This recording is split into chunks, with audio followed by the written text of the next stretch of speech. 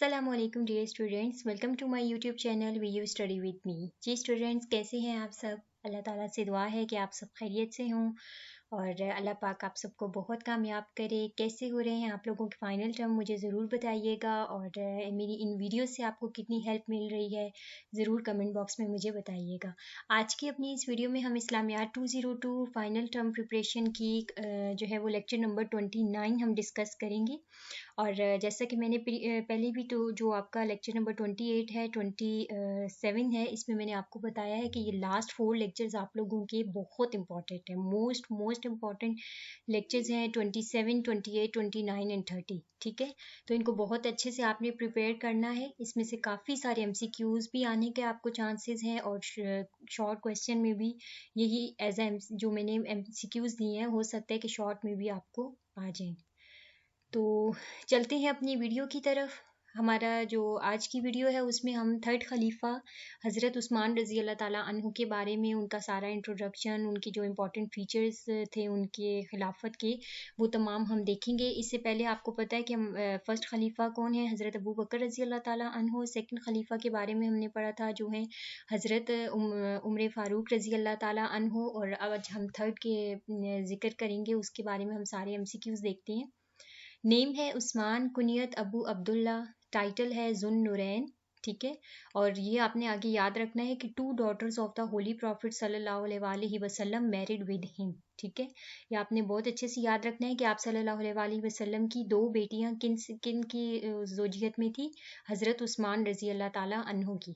और गनी भी है टाइटल में इनका, एक तो जुन्नुरैन है, दूसरा टाइटल में क्या है इनका, गनी। गनी क्यों थे कि he spend a lot of money in the way of Allah. ठीक है, उन्होंने बहुत सारी जो है वो मालो दौलत अल्लाह ताला की राह में खर्च की। ट्राइब है बनी उमिया। फादर्स नेम है अफान बिन आबिल आस। मदर्स नेम है अरवा बिनते कुरेज।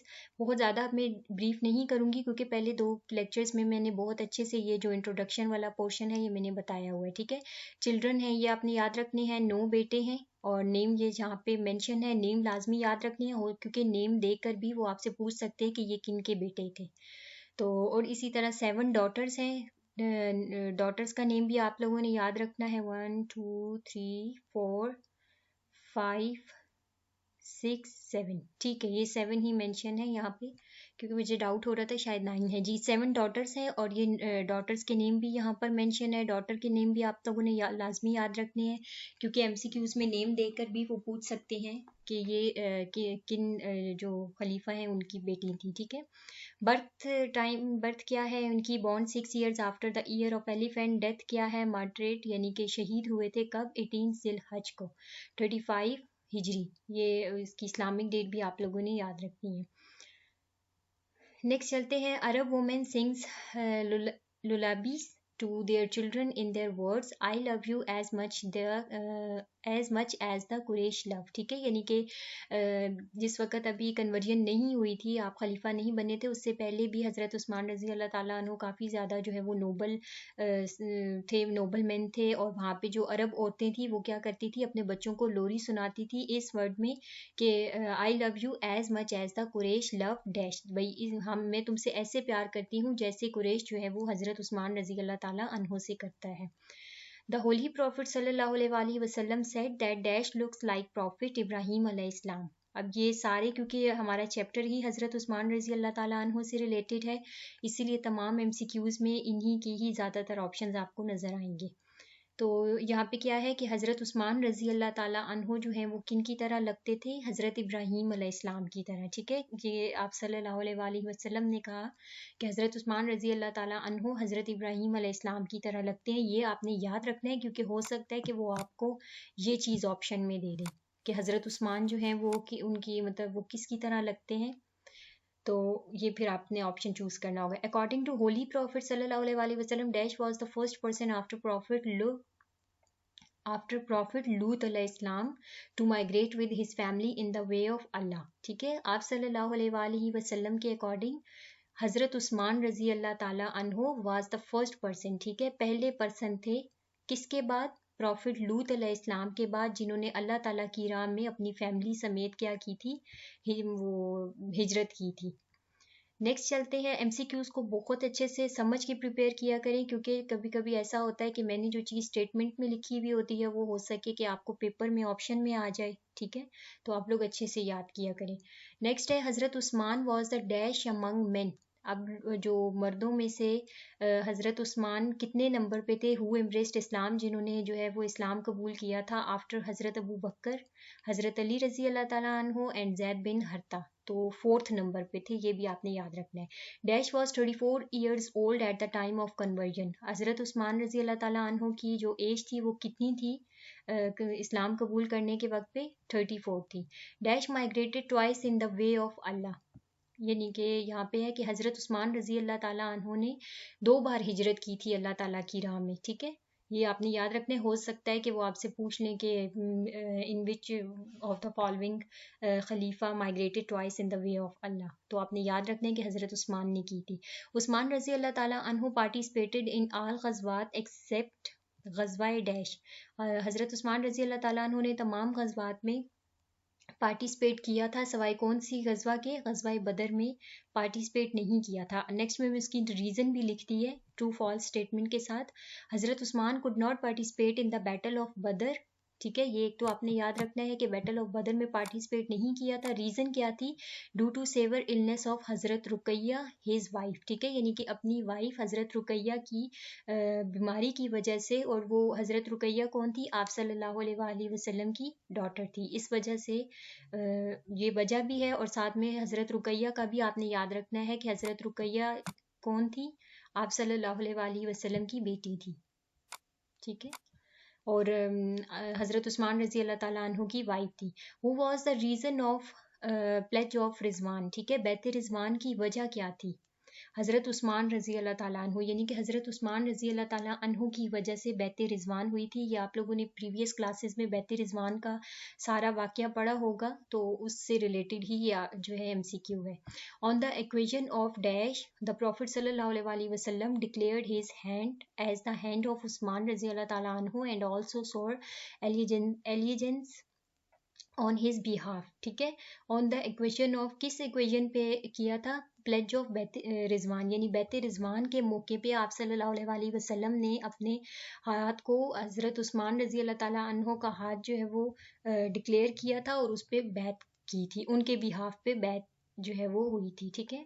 ون آف دا, یہ کافی ڈیٹیل آپ کو میں نہیں بتاؤں گی کیونکہ آپ نے یہ پریویس کلاسز میں پڑھا ہے بیعت رضوان کے بارے میں, کہ جس میں وہ سازش کی تھی, اور نعوذ باللہ انہوں نے بتایا تھا کہ حضرت عثمان رضی اللہ تعالیٰ عنہ کو شہید کر دیا گیا ہے, لیکن ایسا نہیں تھا, مطلب وہ سارا واقعہ ہے اس میں.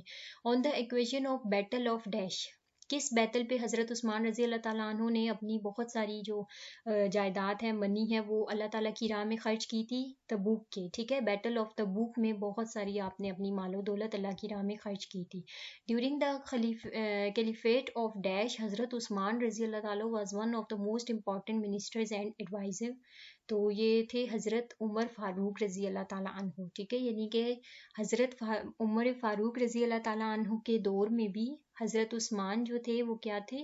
بہت امپورٹنٹ منسٹر اور ایڈوائزر تھے. یہ آپ نے یاد رکھنا ہے, وہ پوچھ سکتے ہیں کہ حضرت عثمان رضی اللہ تعالیٰ عنہ was one of the most important minister and advisor in which of the following during خلیفات, کچھ اس ٹائپ کا MCQ بنا کے آپ کو دے سکتے ہیں. یہ ساتھ میں اسی لیے بھی گائیڈ کر دیتی ہوں کہ چلے اگر اس ایز اٹ از اگر یہ MCQs نہ آئے تو اس سے چینج بھی کانسیپٹ ہو, مطلب اسٹیٹمنٹ ہو, تو آپ لوگوں کو پھر بھی سمجھ آ جانی چاہیے کہ آپ نے کون سا آپشن جو ہے وہ چوز کرنا ہے. باقی آپ کے ہینڈ آؤٹ سے جتنے بھی MCQs بن رہے ہیں, میں نے تمام آپ کو نہ صرف اس سیریز میں بلکہ میں باقی بھی جو ہماری سیریز چل رہی ہیں, میں آپ کو ہینڈ آؤٹ سے ہی تمام MCQs پرووائڈ کرتی ہوں. پیپر میں بھی آپ کے ہینڈ آؤٹ سے ہی آتے ہیں. اگر آپ لوگ اچھے سے یہ ویڈیو کو یاد کریں گے, پریپیئر کریں گے, تو انشاءاللہ 60 to 70% آپ لوگوں کے MCQs یعنی آبجیکٹیو آپ کا یہاں سے سالو ہو جائے گا, ٹھیک ہے. انگلش 101 کا میں بہت زیادہ کچھ نہیں کہہ سکتی, وہ آپ کو جسٹ 50% ہی ہیلپ کر سکتی ہیں, کیونکہ وہ زیادہ تر گرامر پہ ڈپینڈ کرتا ہے پیپر.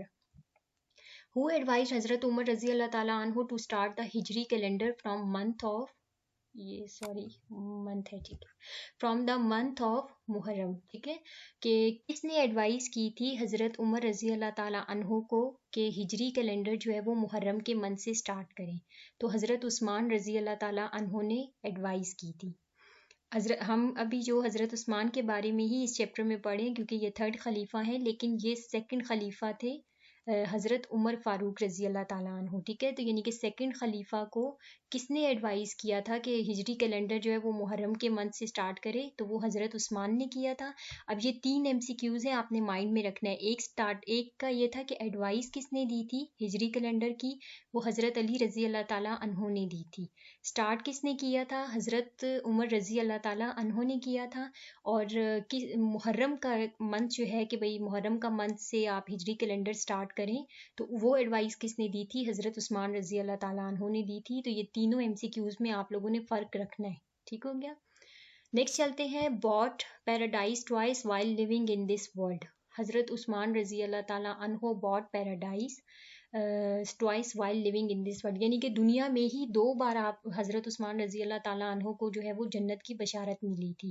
اور ریسیو دس نیوز، اور یہ نیوز کس نے دی تھی؟ حضرت محمد صلی اللہ علیہ وآلہ وسلم نے دی تھی، ٹھیک ہے. یہ میں نے یہاں پہ ریزن بھی لکھ دیا کہ کون سے 2 موقع تھے جس پہ ملی تھی. ایک وہ جب آپ نے روما کا مطلب ایک کنواں خرید کر جو ہے مسلمانوں کے لیے وقف کیا تھا تب، اور دوسرا جب آپ نے ایک زمین کا جو حصہ تھا وہ مسجد کے لیے وقف کر دیا تھا. تو ان 2 موقعوں پہ آپ کو جنت کی بشارت ملی تھی.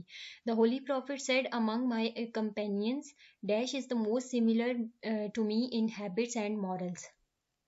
تو آپ صلی اللہ علیہ وآلہ وسلم نے فرمایا کہ میرے ساتھیوں میں سب سے زیادہ جو مطلب ہیبٹس میں بھی مورلز میں بھی سملر کون ہے میرے ساتھ؟ تو وہ حضرت حضرت عثمان رضی اللہ تعالیٰ عنہ کے بارے میں کہا تھا. نیکسٹ چلتے ہیں، حضرت عثمان رضی اللہ تعالیٰ عنہ wrote a letter to governors and commanders and gave some advices. Statement true ہے. ان ڈیش ہجری حضرت عثمان رضی اللہ تعالیٰ عنہ ایکسپینڈیڈ دا مسجد حرم، ٹھیک ہے. کس ہجری میں حضرت عثمان رضی اللہ تعالیٰ عنہ نے مسجد حرم کو ایکسپینڈ کیا تھا؟ 26 ہجری میں. نیکسٹ چلتے ہیں، ان 26 ہجری at the request of the people of مکہ، ٹھیک ہے، یعنی کہ جو مکہ کے لوگ تھے ان کی ریکویسٹ پہ کیا بنایا گیا تھا؟ ایک نیو فورٹ بنایا گیا تھا. کس کے لیے؟ جدہ کے لیے. Was blood in the place of old port of شعیبہ، ٹھیک ہے. یہ آپ نے یاد رکھنا ہے. اور یہ بھی کس نے کیا تھا؟ حضرت عثمان رضی اللہ تعالیٰ عنہ کے دور میں ہوا تھا. اسٹیٹمنٹ ٹرو ہے. نیکسٹ چلتے ہیں، ان 29 ہجری حضرت عثمان رضی اللہ تعالیٰ عنہ expanded the Masjid Nabawi and arrange some ڈیکوریشنز in it. Statement true ہے. یہ آپ نے جو اس کی ہجری ہے نا، یہ آپ نے یاد رکھنی ہے. ہو سکتا ہے کہ یہ آپ کو اسٹیٹمنٹ ٹرو فالس میں نہ آئے، آپ کو ہجری پوچھ لی جائے تو آپ نے یہ بھی یاد رکھنا ہے کہ اس ہجری میں کون سا کام ہوا تھا. تو مسجد نبوی ایکسپینڈ کس ہجری میں کی گئی تھی؟ 29 ہجری میں، اور ڈیکوریشن بھی 29 میں ہوئی تھی. نیکسٹ چلتے ہیں، ڈیش بلڈ دا دارالقضا. دارالقضا کس نے تعمیر کیا تھا؟ حضرت عثمان رضی اللہ تعالیٰ عنہ نے. Dash gathered all Muslim on one recitation of the Holi قرآن. کس نے ایک ہی ریسیٹیشن، ہولی قرآن کی ریسیٹیشن پہ تمام مسلمانوں کو اکٹھا کیا؟ حضرت عثمان رضی اللہ تعالیٰ عنہ نے. اس کے بعد پیج نمبر 172 پہ امپورٹنٹ اسٹیپ ہیں حضرت عثمان رضی اللہ تعالیٰ عنہ کے دور کے، تو وہ آپ لوگوں نے لازمی پڑھ لینے ہیں، ٹھیک ہے. وہ تھوڑی سے زیادہ تھے تو میں نے اس لیے یہاں پہ مینشن نہیں کی ہیں، کیونکہ ہو سکتا ہے کہ آپ کو اس میں سے کوئی شارٹ کوسچن آ جائے، یا مے بی اس میں سے کوئی MCQ آ جائے. ویسے مجھے لگ نہیں رہا کہ اس میں سے کچھ آئے گا، بٹ پھر بھی آپ لوگ ایک بار اس کو ضرور اچھے سے ریڈ کر لیجیے گا. نیکسٹ ہے، ان دا ٹائم آف، کیونکہ اگر میں یہاں پہ پرووائڈ کرتی تو یہ فائل اور بھی زیادہ آپ کی لینتھی ہو جاتی. ان the time of dash a great deal of wealth was created, ٹھیک ہے. حضرت عثمان رضی اللہ تعالیٰ عنہ کے دور میں جو ایک ویلتھ کا جو پروسیس تھا، ایک ڈیل تھی، وہ کریٹ کی گئی تھی. وہ کس طرح کہ اس میں حضرت عثمان رضی اللہ تعالیٰ عنہ نے بھی کچھ علاقے جو ہیں وہ فتح کیے تھے. وہ بھی آپ لوگوں نے خود دیکھ لینے، کیونکہ بہت سارے تھے، میں نے یہاں پہ مینشن نہیں کیے ہیں. ہو سکتا ہے کہ وہ آپ لوگوں کو MCQs میں آ جائیں. بس یہ 2 چیزیں میں نے اس لیکچر میں سے آپ کی چھوڑ دی ہیں، باقی تمام چیزیں میں نے آپ کو اس میں پرووائڈ کر دی ہیں. وہ بھی میرے اکارڈنگ اتنی امپورٹنٹ نہیں ہے، بٹ ہو سکتا ہے کہ آپ کو اس میں آ جائے، اس لیے میں کہہ رہی ہوں کہ آپ کا لیکچر میں سے کوئی بھی چیز رہ نہ جائے. Dash gave much attention to the system of resettlement of uncultivated lands in the conquered areas. ठीक है, यानी कि जो एरियाज आप हज़रत उस्मान रज़ी अल्लाह ताला अन्हु ने फ़तह किए थे उस पर एक स्पेशल अटेंशन दी थी, उसकी रीसेटलमेंट की थी किसने? हज़रत उस्मान रज़ी अल्लाह ताला अन्हु ने। इन द टाइम ऑफ हज़रत उमर फ़ारूक रज़ी अल्लाह ताला अन्हु the annual profit of lands, ये अब आपने याद रखना है कि हज़रत उमर फ़ारूक के टाइम में जो लैंड्स का प्रॉफिट है वो कितना था? 9000 दरहम था। ठीक है, और फिर हज़रत उस्मानी के दौर में, ठीक है, ये कितना हो गया था? 50,000 दरहम हो गए थे। ये आपने याद रखना है, पर ईयर स्टेटमेंट क्या है? ट्रू है। नेक्स्ट चलते हैं। ये आई थिंक जी स्टूडेंट्स बस ये आपकी यहीं तक की फ़ाइल थी। उम्मीद करती हूँ वीडियो आपको पसंद आई होगी। और एक चीज़ ये कि मैंने इसमें आपको पास्ट क्विजेज़ इसीलिए प्रोवाइड नहीं किए क्योंकि क्विजेज़ में भी एज इट इज़ ही जो है वो स्टेटमेंट्स आई हुई हैं, तो आप लोग फ़ाइल को ही बहुत अच्छे से तैयार कर लें, तो इंशाल्लाह आप लोगों को उसके साथ फिर मज़ीद ज़रूरत नहीं पड़ेगी। ठीक है, उम्मीद करती हूँ वीडियो आपको पसंद आई होगी। प्लीज़ मेरे चैनल को सब्सक्राइब कर दीजिए, वीडियो को लाइक भी कर दीजिए। अल्लाह हाफिज़।